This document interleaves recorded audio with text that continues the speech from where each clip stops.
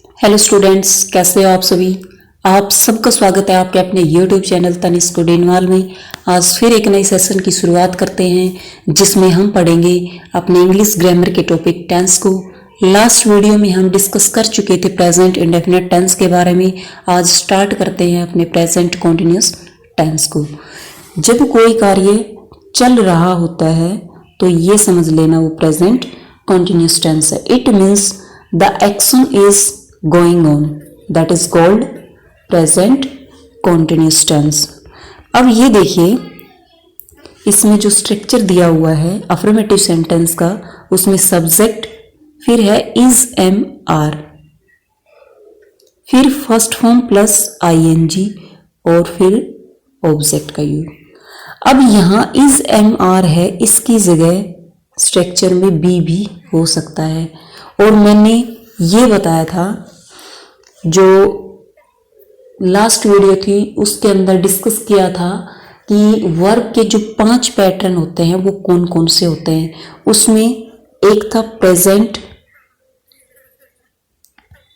First form के लिए और एक था first form plus ING continuous जिसको कहते थे। अब इसमें प्रेजेंट का भी यूज है और कॉन्टिन्यूस का भी। और बी है वो फर्स्ट फॉर्म के लिए, ये फर्स्ट फॉर्म। अब ये देखिए कि जो बी है इसके फॉर्म कौन कौन से होते हैं।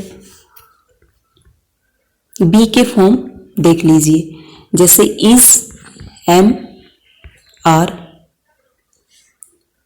और वाजवर, एक आता है फिर बीन और एक बीन। अब ये देखिए बी के फॉर्म ये है। अगर ब्लैंक दे दिया जाए, कोई सेंटेंस दिया हुआ है तो उसको फिलअप करना है, तो उसके लिए ये सब ना देखकर हेल्पिंग वर्ब बी भी यूज कर सकता है। फिर जो इज एम आर है वो प्रेजेंट के लिए, जो इस टेंस में हम यूज करेंगे। ये पास्ट होता है सेकंड फॉर्म के लिए, इसकी जो सेकंड है जिसको पास्ट कहा जाता है, ये थर्ड के लिए। और ये भी इंक्लूडेड है फोर्थ फॉर्म जिसको बोलते हैं फर्स्ट फॉर्म प्लस आईएनजी। अब इस टेंस में हम केवल इज एम आर का यूज करेंगे। अब इसमें मैं ये बता रही थी आप सभी को कि मैंने लास्ट वीडियो में डिस्कस किया था कि वर्ब का फोर्थ पैटर्न जिसको हम कॉन्टिन्यूस कह रहे थे, it means first form plus ING. तो कॉन्टिन्यूस टेंस है, इसमें फर्स्ट फॉर्म प्लस आईएनजी का यूज किया जाएगा। एक है प्रेजेंट, प्रेजेंट इट मीन्स यहाँ पे बी, और बी के फॉर्म मैंने कौन कौन से बताए थे। प्रेजेंट के लिए केवल इज एम आर और पास्ट के लिए फिर वाजवर हो गए। वो हम आगे जो टेंस आएंगे उनमें डिस्कस करेंगे। यहाँ पे केवल इज एम आर का यूज होगा। आई थिंक ये समझ आएगा। अब देखिए एग्जाम्पल देख लेते हैं। जैसे ही इज प्लेइंग क्रिकेट, ये सेंटेंस है। इसमें subject he, helping verb is और प्लेइंग का यूज। सब्जेक्ट सिंगुलर है इस वजह से इज का यूज, फिर यहाँ पे ऑब्जेक्ट क्रिकेट हो गया। अब ये देखिए कि हम जो हेल्पिंग वर्ब यहाँ यूज करेंगे इज एम आर, उनका यूज हम कौन कौन से सब्जेक्ट के साथ करते हैं।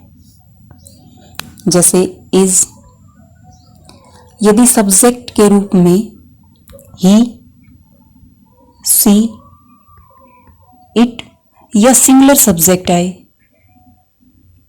सिंगुलर सब्जेक्ट आए तो हम इज का यूज करेंगे। फिर उसके बाद में एम, यदि सब्जेक्ट के रूप में आई हो तो हम एम का यूज करेंगे।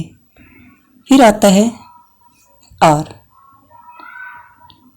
यदि सब्जेक्ट के रूप में वी, सब्जेक्ट के रूप में वी, यू, दे या फिर प्लूरल सब्जेक्ट का यूज हो तो हम वहां हेल्पिंग वर्ब आर का यूज करेंगे। अब एग्जाम्पल के थ्रू समझ लेते हैं।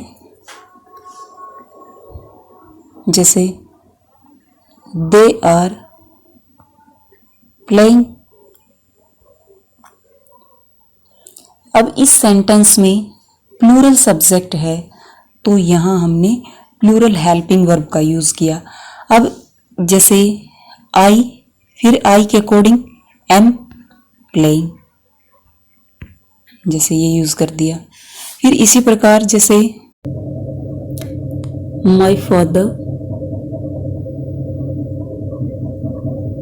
Is working in a bank.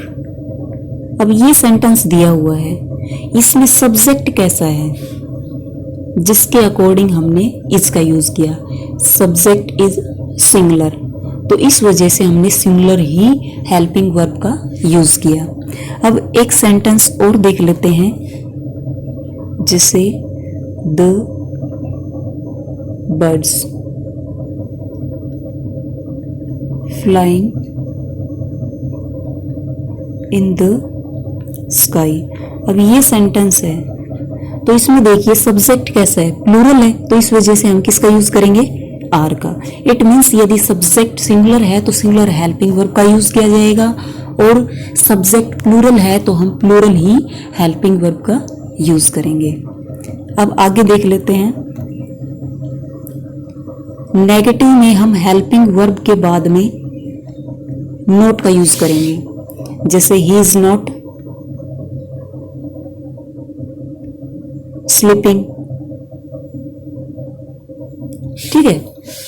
और फिर आता है इंटेरोगेटिव सेंटेंस, जिसमें सेंटेंस हेल्पिंग वर्ब से स्टार्ट होता है, लास्ट में क्वेश्चन मार्क होता है। जैसे इसमें दिया हुआ है helping verb is am are, फिर सब्जेक्ट, उसके बाद वर्ब की फर्स्ट फॉर्म प्लस आईएनजी का यूज, फिर ऑब्जेक्ट और लास्ट में क्वेश्चन मार्क। तो इसमें देखिए यदि ये हेल्पिंग वर्ब दी हुई है तो इसका जब आंसर दिया जाएगा तो यस या नो में होगा। जैसे इज ही प्लेइंग हॉकी, तो ये इंटरोगेटिव सेंटेंस है, क्योंकि यहाँ पे हेल्पिंग वर्ब स्टार्टिंग में यूज हुई है, फिर उसके बाद सब्जेक्ट, फिर जो मेन वर्ब और लास्ट में ऑब्जेक्ट का। इसमें दिया हुआ है इज ही प्लेइंग हॉकी।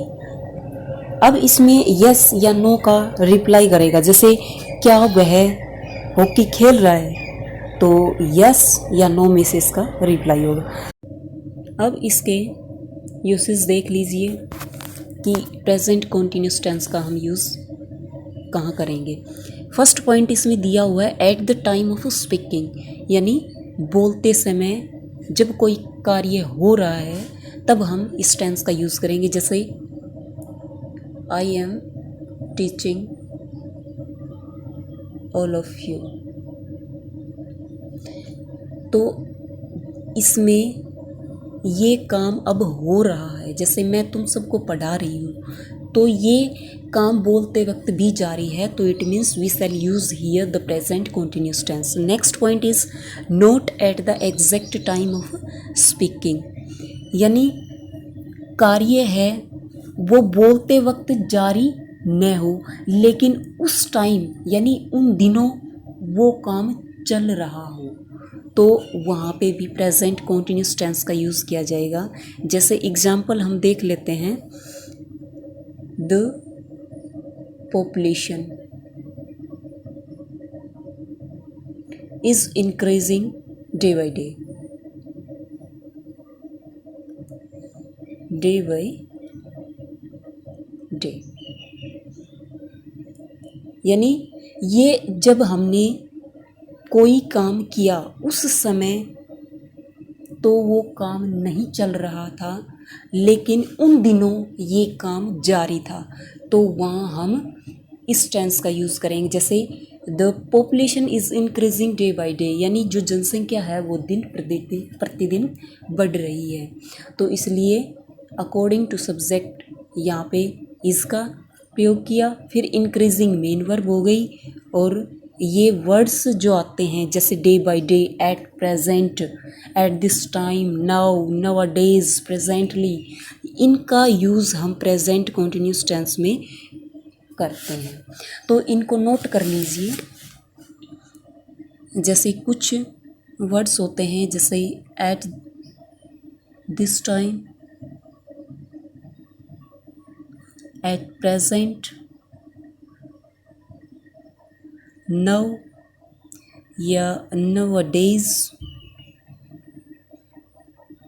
फिर आता है प्रेजेंटली। अब जो ये थर्ड पॉइंट है इसमें दिया हुआ है plan event in the future, यानी भविष्य में कोई भी कार्य होने वाला है जो पहले से ही मतलब बनाया हुआ है, यानी जो कार्यक्रम पहले से ही सुनियोजित है उसके लिए हम प्रेजेंट कॉन्टिन्यूस टेंस का यूज़ करेंगे। अब एग्जाम्पल देख लेते हैं। जैसे I am going to Goa, जैसे नेक्स्ट वीक। अब ये सेंटेंस देखिए कि इसमें मैं जा रहा हूँ गोवा नेक्स्ट वीक, यानी ये भविष्य में होने वाला काम है, लेकिन ये इनफॉर्मल है, इनफॉर्मल है। तो यहाँ हम प्रेजेंट कॉन्टिन्यूस टेंस का यूज़ करेंगे। अब इसमें एक बात और देखिए, यदि मैं यहाँ लिख दूँ द PM, अब है is, the PM is going to Goa next week, क्या ये सेंटेंस सही है? इसमें कार्यक्रम पहले से ही डिसाइडेड है, लेकिन ये इनफॉर्मल नहीं है, इसलिए यहाँ हम इज़ गोइंग का यूज़ ना करके गोज़ का यूज़ करेंगे।